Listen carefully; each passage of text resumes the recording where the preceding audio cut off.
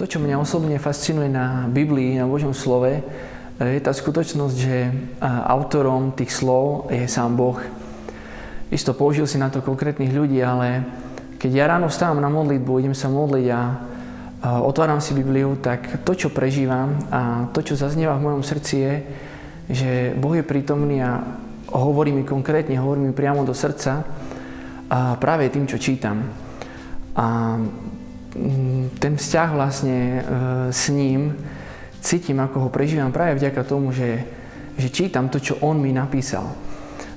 Je pravda, že Biblia hovorí sa často, že je pravdou, je normou, je istým svetlom na našej cesty, ale to, čo mňa najviac akoby inšpiruje, alebo to, čo sa ma najviac dotýka, je ten fakt, že je takým veľmi konkrétnym odpoveďou, reálnou odpoveďou na situácie môjho života. A častokrát sa mi stalo, že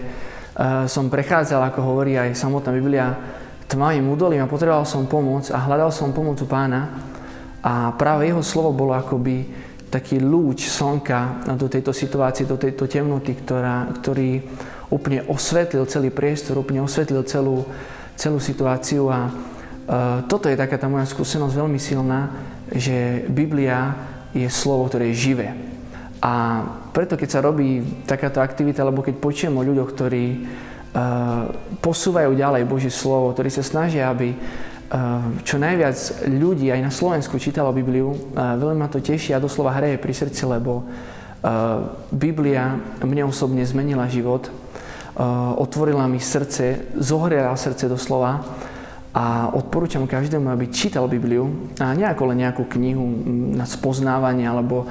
na dozvedenie sa nejakých zaujímavých skutočností, ale skôr preto, lebo je to slovo, ktoré je živé, reálne, konkrétne a má moc premeniť srdce každého človeka.